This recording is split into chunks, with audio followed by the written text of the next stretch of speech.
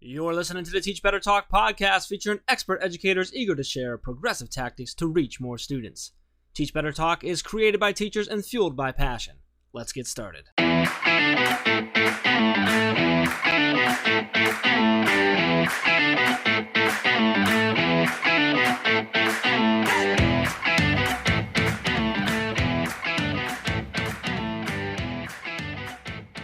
Hey everyone, welcome to episode 245 of Teach Better Talk. My name is Ray Hewart, and as always, I'm with that other guy, Jeffrey Gargis. Jeff, what's up, dude? How's life? How is life? Life is good. Is it good? I haven't seen you in ages. It has been a long time. Literally. Normally when we say that, we usually make a joke about we never see each other because we don't live by each other. But this has been even more virtually, I haven't seen much of you. Wait, do people know that? Do people know that about us, Jeff? That literally, also because of COVID, but I have not seen you for over a year. We don't live anywhere close to each other. No, it hasn't been a year yet. It's like March would be a year, so we still have 4 more weeks. Definitely not over a year. Okay. Fine. But it's been a while. You would think we would see each other at some point, but yeah. Normally we would have, because normally we do some. We would have done team get-togethers. The conference would have happened and stuff. So COVID kind of ruined all that. But usually, even in a normal year, we would only see each other a few times a year. It wouldn't be it's not like we're hanging out once a week. No, dude. It's like four, maybe 4 times a year, maybe 5 or 6, depending on different trips that maybe Chad and I might have been on or something like that. I do have to say, the summer that got canceled because of COVID, we were going to spend 2 or 3 weeks together. That would have been insane. You and I were literally going to be on the road for 2-3 weeks. I think it was 10 days, 10 or 11 days.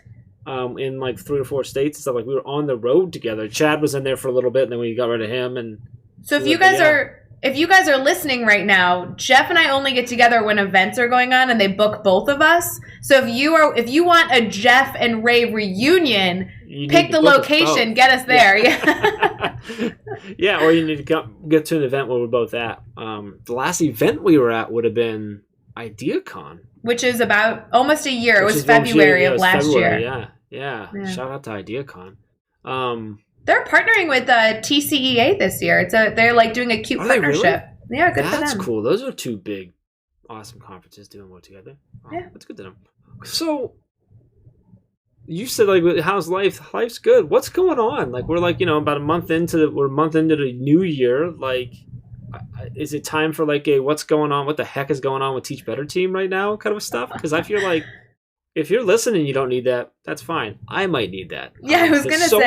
It feels like there's so much going on. I'm I think I know what's going on. Things seem to be good, but Ray, what's actually going on?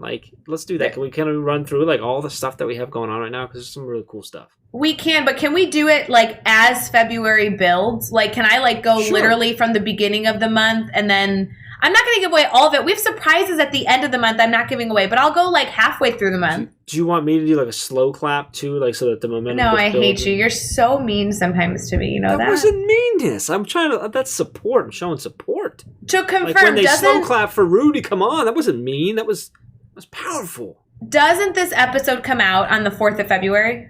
It comes out on the 4th of February. So if you're listening, it's at least the 4th, if not beyond then, depending on when you listen to.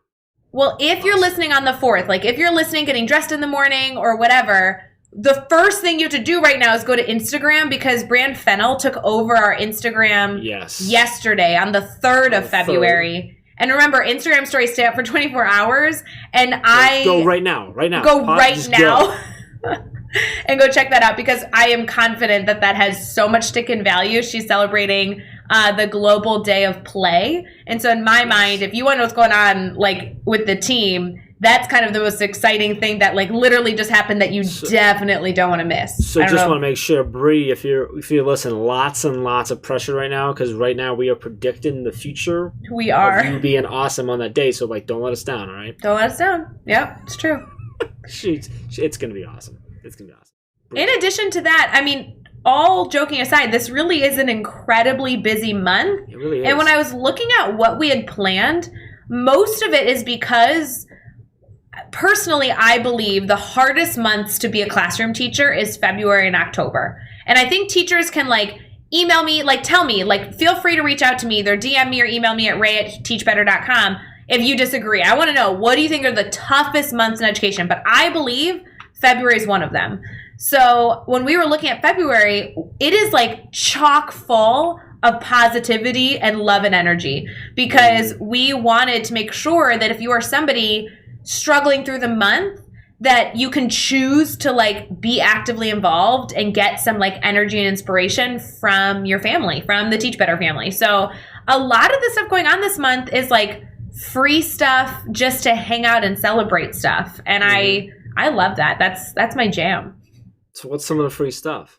Well, so so going in order. Okay, so today's the 4th. Yeah, we're gonna go in order because I would not go in order. So you need. You don't want to go in order? Do you want me to? No. I mean, I couldn't go in order. Oh, I can. You can go in order. I can't. Guys, I know I can go in order because I just wrote Jeff an entire text today, month for month, being here's the day and time that you have responsibilities. Okay, so first thing that's going to come up next is February 8th. Oh, by the way, everything I'm talking about discludes the everything normal we do. So bi-weekly family check-ins with our mastermind recap. That happens every other Sunday. You know that's already going on. Mastery chat happens every week. You know that's new every single week, always going on. Teach Better Talk podcast episodes, are coming out twice a week. That's always going on. This doesn't count. Moving forward, February 8th is a big day in February. Jeff, here's the test. Do you know what happens February 8th? That is when ambassador applications open up. Woo! Good job! I know that because I have responsibilities in that one. That's cool. You do have responsibilities. No, honestly, because that's I'm so pumped for that. That's so much fun. I'm so stoked. Cool. So yes. So that's teachbetter.com/ambassador. Yep, teachbetter.com/ambassador. It's coming out in 4 days. That's going to be day 1 is February 8th. And that's open for a long stinking time. 3 weeks? Until the 27th. It's a Saturday. Yeah, so all week. Or all month. So you have plenty of time. The application will not take you a month, guys. It's a free application. It shouldn't take you a month. It shouldn't take you a month. It might, but hopefully it doesn't. So here's my suggestions.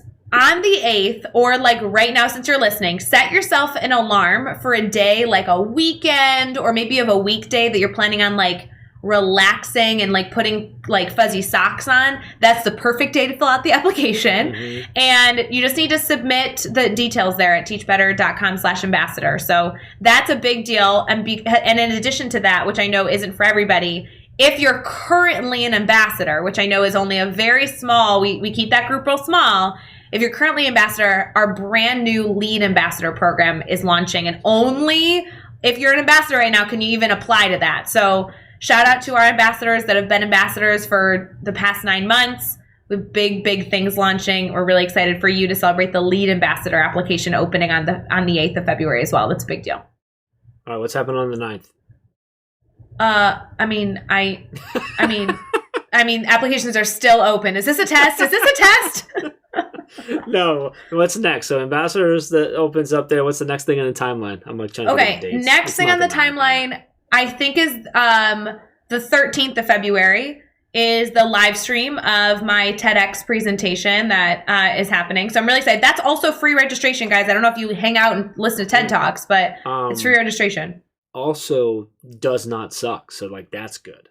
Fingers crossed. There's no promise of that. No, I promise you. I told Ray don't suck, and she said it didn't. So if I want to watch it, do I have to register to get the live stream, or is it just yes, a link to live stream? Good question. So this is live streaming from the event on the 13th. So if you go to tedxnormal.net/attend, tedxnormal.net/attend, you can literally watch the live stream. If you don't catch it the 13th, it'll be up on the TED website here in a few months. But if you want to see it in all of its glory, it's happening on the 13th. All the glory. All the glory.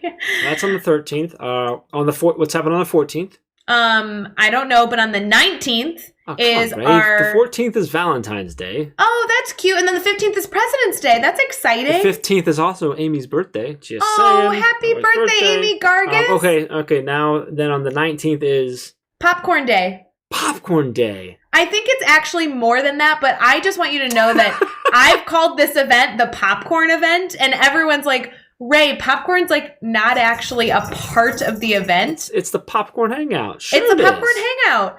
I'm pretty sure popcorn's on the shirt, so I'm pretty sure it's part of the event. That's true. Guys, you need to make sure you're in our private Facebook group. If you're not in there, it's teachbettergroup.com. Literally, we're giving you a Zoom link, and we're all going to jump on the Zoom link, all 6,000 of us.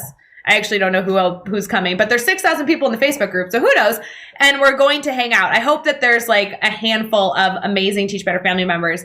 Here's the plan. We have a little bit of a surprise in the beginning, a little bit of surprise in the end.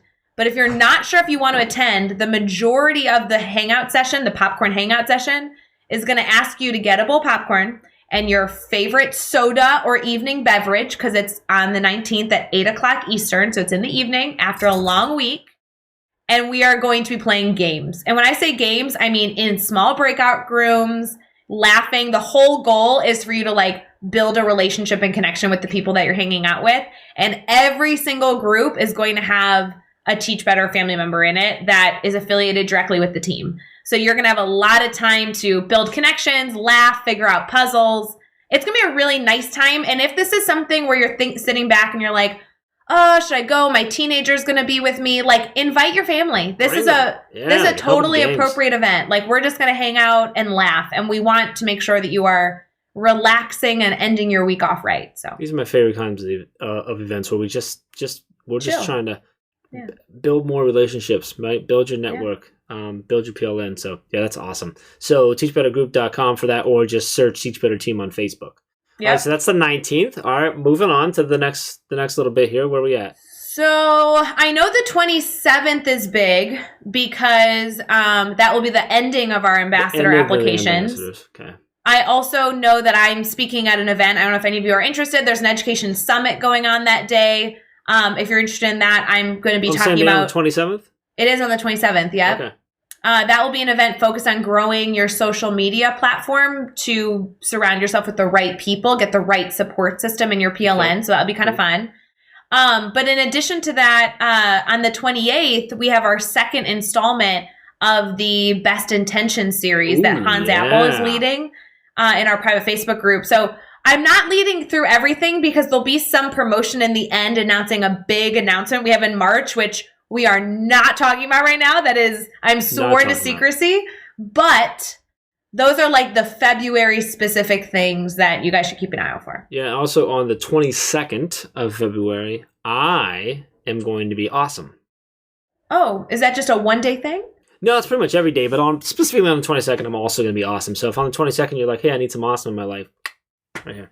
Wait, can I give an awkward shout out that I didn't mention and is literally not on my radar, and I'm so sorry, but maybe will be beneficial to somebody listening? Sorry. Sure, that sounds great. I'm so sorry. Guys, February 11th, I don't know where you guys are at February 11th. I'm doing a free training through the AIMS network, which is the Association of Illinois Middle Grade Schools. So if you're not in Illinois, this is still open to anybody, but it's like actually being run by this Illinois middle school organization. It's a state organization, and it's called Room and Zoom. And so the whole concept is about if you're an educator right now in a middle school setting, or really like anywhere in that age group, like even fourth to high school, like if you're in a situation where you're not only facilitating learning with the students in your classroom, but also with those virtually at the same time. It's actually supposed to be an hour training on how to do that effectively. I don't know if you guys would be interested in that, but you can go to aimsnetwork.org and sign up. It should be a fun discussion, but I know a lot of us are in that situation right now, working with students in the classroom and out of the classroom. So there's so many opportunities to learn, guys. I say get involved. Yeah. Wow, that sounds awesome. Awesome. So we just add more and more. I love it. All right, let's get into this episode. Do it. Matt Artz, I like this guy. Good dude. Me too. We had a great conversation. So he's a business anthropologist. He's a speaker. He's an educator. He's an entrepreneur. He's the head of product and experience at Clad Shadow Consultants. He's the founder of I don't know if I'm going to say it right, Azimuth Labs. He does a whole bunch of work with just product management, product design, user experience stuff. But he also teaches at Marywood University, and he teaches product management. I really enjoyed how he kind of breaks down what that is and what he's teaching. I loved his his view on things, his connection to everything that we should be teaching, that is all things that are providing kids with actual skills that they can use in real life. And Yeah. I'm like, the whole time I'm like, Ray's pumping her fist. I can just It's see it, true. even though the camera's not on. So I really enjoyed this conversation. I think he's a really good guy. I was really happy that he came on and shared his story. Ray, anything you want to grab specifically that caught your attention or anything like that? You know, he focuses a lot on older students, and I want to make sure that you are listening with a lens through the students that you work with. So he might talk about college experiences or high school experiences, but guys, even as a second grade teacher, even as a seventh grade teacher, you can do these experiences. So truly, truly listen with your students in mind, and let's make it happen.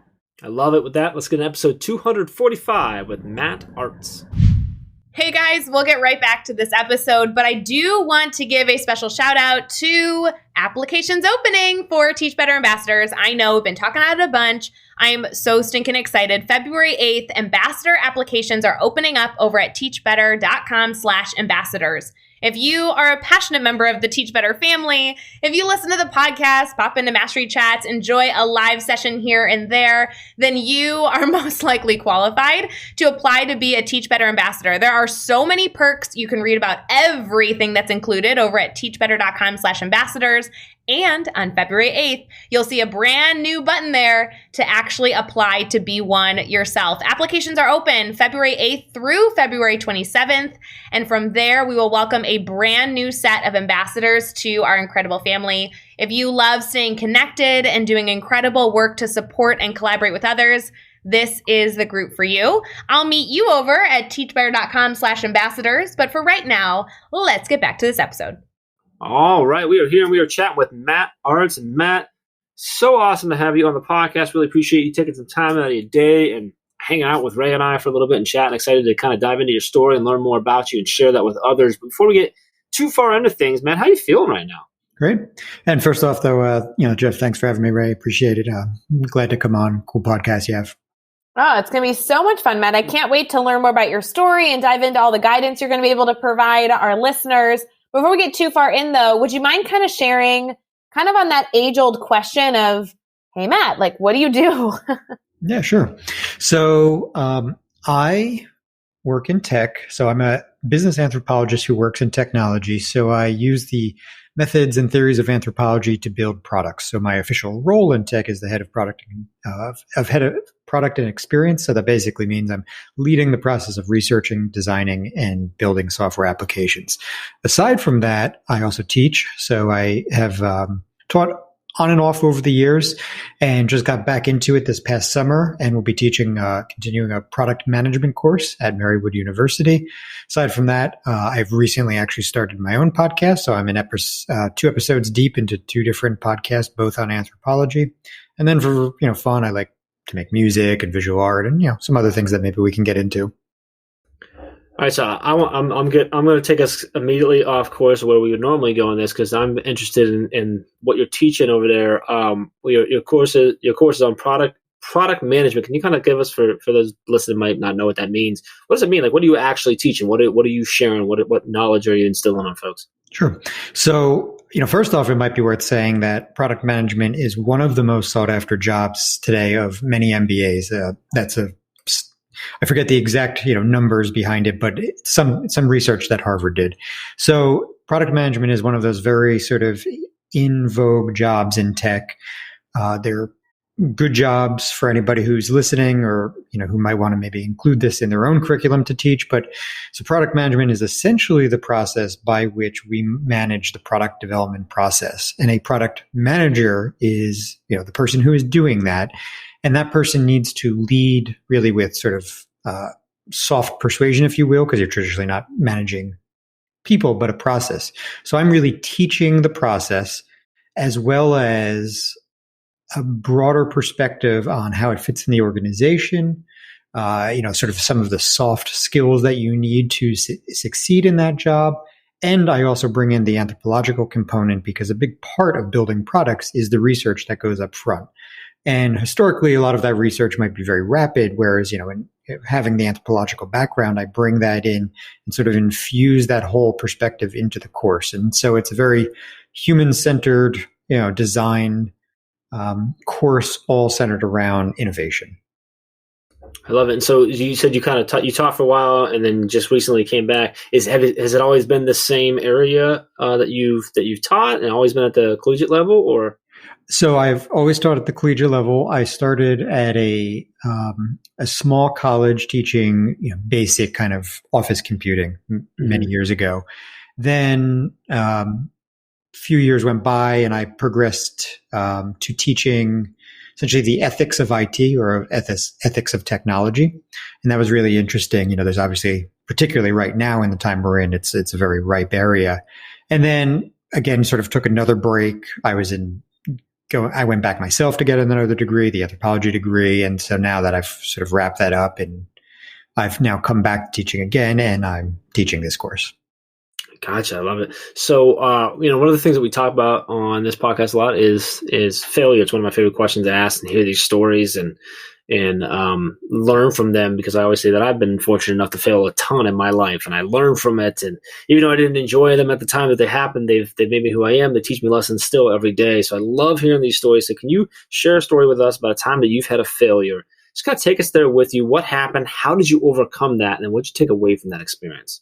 Yeah, sure. So when I was an undergraduate, I majored in biotech and business, and I had a senior research project in which I built a product, literally like physically prototyped a product that was a gel electrophoresis apparatus. So gel electrophoresis is one of the ways to separate DNA, and you do it by molecular charge. And it's this process that takes an hour long. And so in labs, it was always just annoying to me that we wasted a whole hour just while watching, this process run, and there's really nothing to watch. So I had an idea of how to maybe speed that up, created this prototype, fast forward, everything was successful, spun that out into a business, entered a business competition, did well in there, placed second, came out with some funds, was ramping up the business, filed a provisional patent.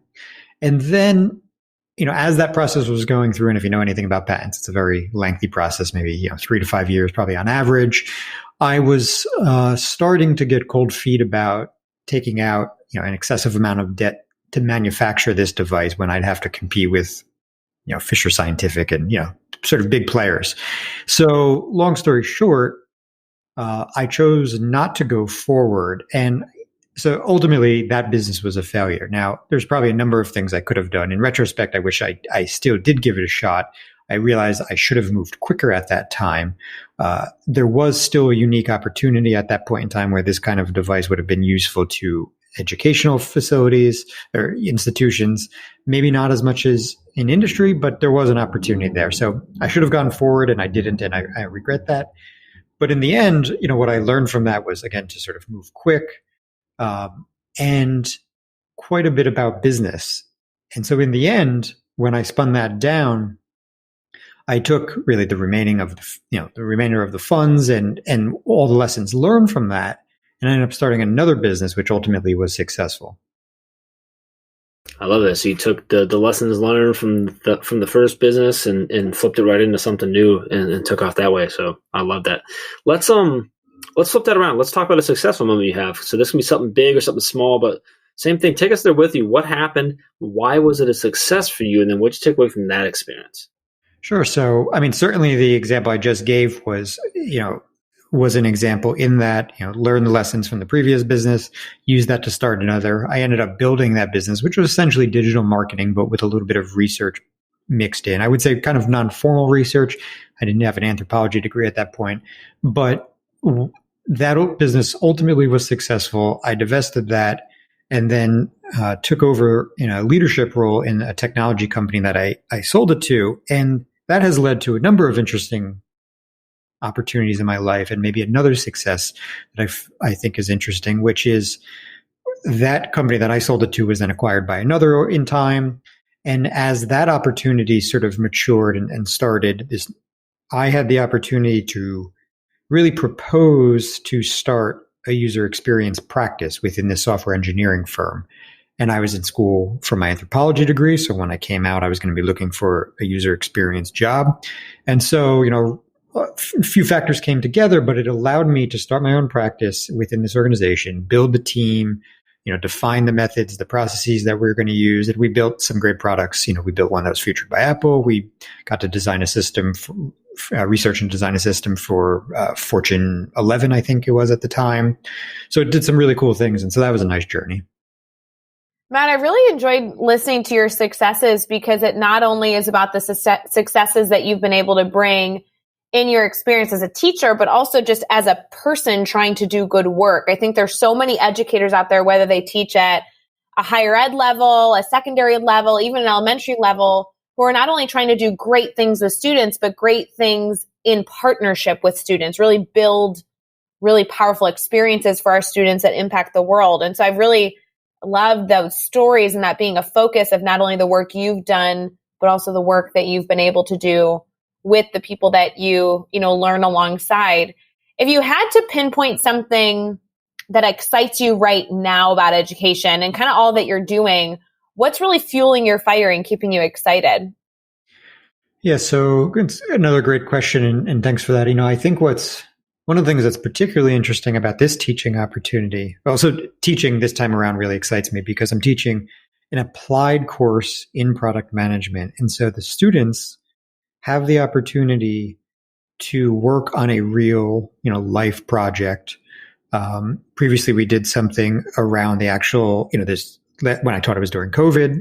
When I taught this last course, it was during COVID. So we did some research actually around the process of online learning and distance learning. And then I turned over, some of those findings. And so in the future will be likely some of my own projects. And so that really excites me to bring in students to real life projects and let them get experience while they're going through the program. Not just some hypothetical project, but something that is really being built, out in the wild, if you will, and them contributing to that. And particularly, in this case of being product management, I'm also excited that the students I have the opportunity to teach, they're at a smaller institution, liberal arts institution. Most of those smaller liberal arts institutions are not teaching product management yet. So I think they're getting something that is really preparing them to work in the future of sort of technology. Absolutely. And you don't understand, that is literally my jam. I love when teachers at any level, and if you're listening right now, this can happen at any level where you're bringing in those projects that truly impact not just the learning experience, but the larger community. I think that your examples here are such beautiful examples of how you can make learning relevant, really allow students to bring value back into their community. Holy moly, I think it's wonderful. And if you're listening right now, guys, you can do this at any grade level. Matt, it seems like you're an expert at doing this in higher ed. So I love these examples of, like you said, kind of building these projects in the trenches. It's actually something that's going to exist afterwards. And that's really, really powerful. If you had to give a piece of advice to teachers, any teacher listening, what would be the piece of advice that you would leave them with? So I'll answer that by actually building on your comment. And one of the great things I think about applied courses where you're working on real life projects is you do end up with a portfolio, if you will. And that is something that you can then talk about in an interview. You can show, I did this portion of this work on this project. I did this was the research I did.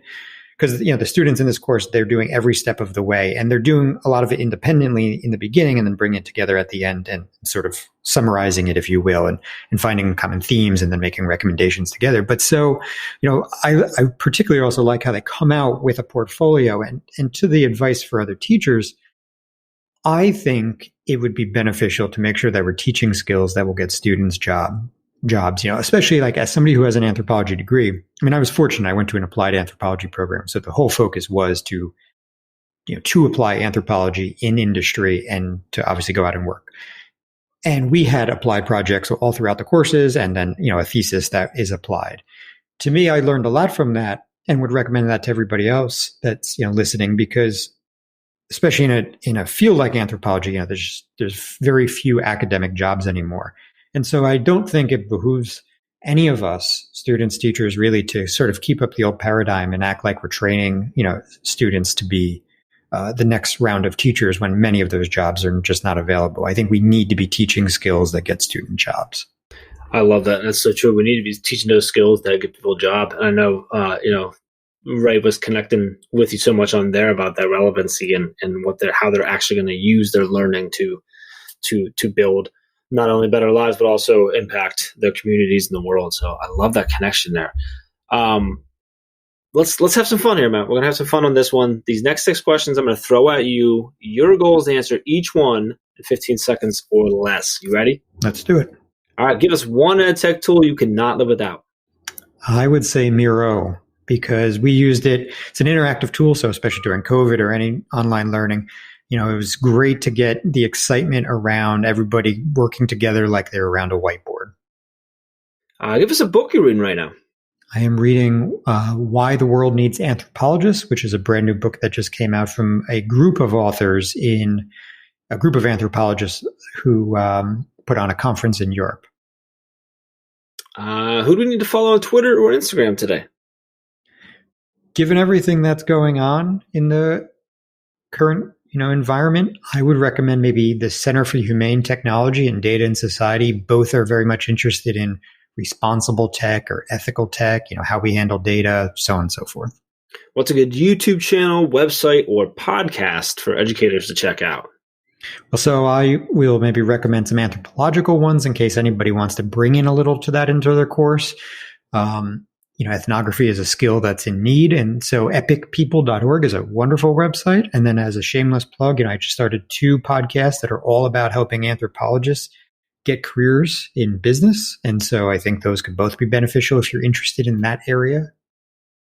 Give us a daily, weekly, or monthly routine every teacher should get into. So I would suggest that people treat teaching almost like we do in the form of in user experience. That is to say, iterative design, right? So, when you do something, do a little research in the sense to figure out how it's working. If it's not working, iterate on that until it is working.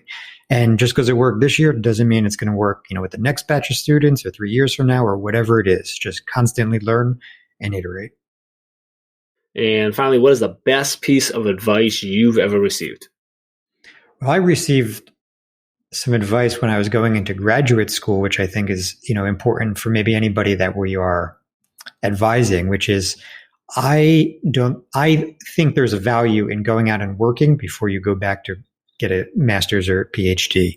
The first time I went straight through when I got my MBA, I didn't have much to offer in terms of like real world experience. Second time around, I had probably 10 years of working experience and I could bring a lot into the anthropology program. So I would advise, today I would like to advise students that they maybe want to consider taking a break first.